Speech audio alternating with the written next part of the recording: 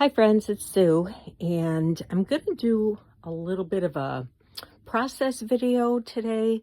The last time I tried one, people said they liked hearing my thinking about what went into a page that I was doing. So I'm going to kind of backtrack a little bit. I've already kind of figured out what I want to do with the next two pages in my journal. But and in fact, I already glued this piece down, but I'm going to backtrack a little bit and just show you my thinking. It kind of started with a video that I watched by Kathleen Mower, I'm not sure how to pronounce it. She's been doing a series on various styles of journaling, and she came to the one on Eclectic, which is my style of journaling. And she described a lot of things about it, but mainly it's a combination of a lot of different periods, perhaps, colors, materials, all different kinds can be used, but it's not just all thrown together. It's deliberate. They're deliberate choices. And I realized, yeah, that's a good description, because you can put a lot of things together as long as you're deliberate in choosing what to put together. It can either come out as a big mess, or it can come out looking balanced and the way you want. So one of the things she said, the superpower of an eclectic journaler is their use of patterns. And I used to be a quilter. This is one of the quilts I made. And some of the things that she talked about when it comes to choosing patterns would be something that I would use when I was choosing fabrics for quilting. I liked using all different patterns together, but it can come out looking really bad. It can be a mess if you don't choose carefully. So when I would choose fabrics for quilting, I would start with a wow fabric that I really loved. This one was the one I chose, and then I would pull out colors from it and then try to find fabrics that had dark hues, like this reddish, a deeper shade of pink, let's say, darker greens that you see here. This is kind of a darker pink, darker here, darker over here, and then some medium values of the pinks, and also mediums of the greens. So obviously this green is a lot lighter than this green, but not as light as this. So we've got, this one is a solid. This is a kind of a, just a, what would you say, color on color, print. And then here's another one over here in the green. And then some of the pink that would be lighter in value. So I think I've always had a pretty good eye for combining lots of different fabrics, but making them pleasing to the eye. Sometimes you need, of course, when you're using squares this small, you can't vary it too much. You can't have something that's a really large scale. This is a larger scale for a small piece. And this has more of a background color in it. So this is a smaller scale with this print and small flowers in there. But anyway, I was kind of thinking about quilting when I heard her talking about these elements that are deliberate choices. So anyway, I just wanted to kind of talk you through what I was thinking on this page and what I've decided to do. So part of what I like with journaling is just putting pages together without having any idea of what I'm going to do when I come to them. I do try to maybe put some together that are pleasing side by side, but not always. And sometimes I have to cover it up if it's not too interesting. But that's part of the challenge for me. So anyway, I have the scrapbook paper. It was peachy on one side and green on the other. And I put it in here. Let's see where the other side of this is. I don't even, it's back here somewhere. Anyway, I wanted to keep both pages in mind, even though I'm going to do 2 separate days. But I started looking at this side with the green first and thinking, what would I like to put with that? And I do like green and pink as a combination. So I started pulling out a few things and, you know, trying them. Well, this looks nice with the background, but it's a little big for the page, right? I'll probably use that somewhere else. I pulled this one out. I like this picture. I could do a little flip out. I have it already backed. But again, I wasn't real thrilled with it. I looked at this one. I thought I could make a little tuck spot here, and then I could journal on the back of this and tuck it in. But again, these two were too similar in size, I think. And so, I don't know. It would have been okay, especially with this over here, more neutral and floral. But, yeah, I didn't want to go with that. I also picked up this one, which I thought would look very nice with the green in the back. Maybe just a corner tuck, and I could put something in there. And this one, but it's a little big for the page, which wouldn't have stopped me. But, again, I would have probably either made a pocket of this and tucked something for journaling inside, or I could have done a flip. But anyway, I decided to go with this house. These are all just things I had in my stash. And, you know, it's nice to have a lot of those to pull out and think about. And even this, when I did this, you can see there are 4 different patterns going on here, but they all pretty much work together. They're different scale. They're just, you know, you've got a big, heavier, weightier piece up here, a little separation with the neutral black. You've got this larger scale, but not as dominant a print for the background of the house. And then you've got a medium to small scale for the door and a very small scale. I don't even know if you can see that. Oops. It is a little checkered, or yeah, like a plaid. Not plaid. What do you call that? I forget. Anyway, it also has a little texture going on here with the lace trim, and I sewed around it. I had backed it with some paper in case I wanted to make a journaling spot, but I just kind of liked it there, and I thought that would make a nice little tuck for a journal card.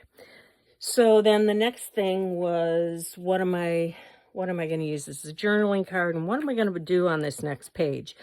I kind of like this image, but I needed some place to do some journaling at the top, and I started looking through my things, and I found this, which I love, and it picks up the green here and the green in this, and I don't know, my husband and I are always doing things, and it kind of reminded me of the two of us. You know, I don't know what I could journal about there, but it kind of tickled me, you know, like, what the heck are you thinking? It looks to me like one is saying to the other. But anyway, I just thought I'd put that there, and then I can flip that out, maybe do some journaling on there. I might cover it up. I'm not sure.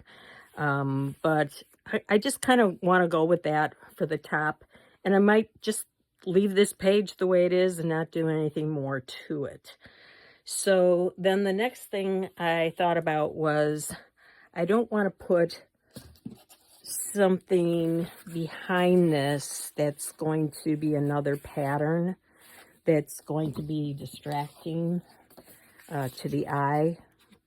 I want to put something to kind of break it up, right? So I found this. It does have, it's embossed. I don't know. I know I got this in Happy Mail, I think. Or maybe it came from a card, like a greeting card or something. I'm not sure where I got this. But it has this little square in here and then some raised butterflies and flowers. And I thought that I could journal on the back of that. And it does kind of break up the eye between these two patterns and kind of give the eye a little place to rest. I never mind having kind of an off-white with a white. That never bothers me. To me, they're both neutrals, so they work well together. And that's just part of the eclectic style, I think, not letting that bother you. I wouldn't put, you know, something white in a journal that was all shabby chic or maybe, you know, real vintagey or antique-y. That obviously would not go. But I think this kind of thing goes in an eclectic journal style. So anyway, I thought, well, there's a little square here. I want to do something with that, but I don't want to call attention to it until the card is taken out. So I started looking through. I have a little bag of pink things and started looking through. I had this little square. I thought, well, that might look nice. It just seems to be the perfect size. And then I found this little circle. These are just all little things I have in my stash that I started to audition for this square. I could even put the two of them together, and when it's sitting in its spot, those things are not going to show, so they're not going to be distracting. So that was one possibility. I started looking through my clusters, and I found this little guy who seemed to fit pretty well. Colors go all right. Here's that kind of greenish color from in here. So that was a possibility. This was something too, but it's orangey, so I'm not going to use that. This was something I could have used. It would have maybe stuck out a little bit, but not too much. Just a little hint that there's something there. So that was a possibility. I could just put something like that, maybe put the date in that spot. Here's another little thing. I could have put the date on there. There's this. Kind of picks up a little bit of the blue, and it's got the pink. It's got some stones here in the background, which, you know, maybe some frogs might be around stones. I don't know, but it works. And if you put it in there, it's not really going to show. I also like this one. It's a little plainer. It kind of picks up some of the gray from over here. And it's got some gray here. Doesn't really get too much of the green, but I already have a lot of green going on. So I think I'm going to go with this. And so, yeah, with the rest. Oh, and I also even auditioned something like this. But you can see that would be sticking out. And it's a little too big for the situation. This also, too much green. So, yeah, I think I'll go with this, all right? And then that leaves me with one other thing, and that is all this space up here. It's too much empty space. It doesn't, we've got something heavy up here, something maybe medium down here. We've got something that's kind of a heavyweight here. I want something up here to kind of balance this and also what's at the bottom. So actually I had looked at, that would be doable, but too much green. And then I had been auditioning this piece for the journaling card, and it really, the colors were a little closer in this to the colors that were in the roof. And I just like the look of that there. So it's got a little bead on there, and it's got different layers. It's got some paint splatters. Yeah, this was just from a Daphne's Diary journal, and I don't even remember how I made this. I guess it was what was on the other side of the magazine piece. Forget what it was, but this was from an idea from Natasha at Treasure Books, a mass make. So I have a bunch of these, and they're just magazine pages that with all these little petals put together, glued onto the back, and then, you know, adding something else. So I kind of like that. And I think I'm just going to leave it at that. I'm going to glue everything in. There's still a little space here where you can see the pattern and a little place for the eye to rest. It's, I think, a little more balanced. I've got some black here with the black on the top. I'm happy with the layout. I guess, you know, this is kind of big, and I don't have anything really small over on this side. I might have to think about that a little bit more. I wouldn't want to start putting things like this in there or anything like that. So I'll have to think about that. But I guess I'm okay with, maybe when I write something on the back, I might add a little bit more to the back of this card, and that'll maybe just be enough for this side to give it a little bit more than what's already here. So anyway, that's my thought process, and thanks for coming along, and thanks to Kathleen for her good videos on eclectic style, and also another one on, you know, using patterns and what to look for. Look for simple and complex, scale and size, colors that work well together. It's all in her videos. You can go over to her channel and check it out if you're interested. So anyway, thanks for coming along, and I'll see you next time.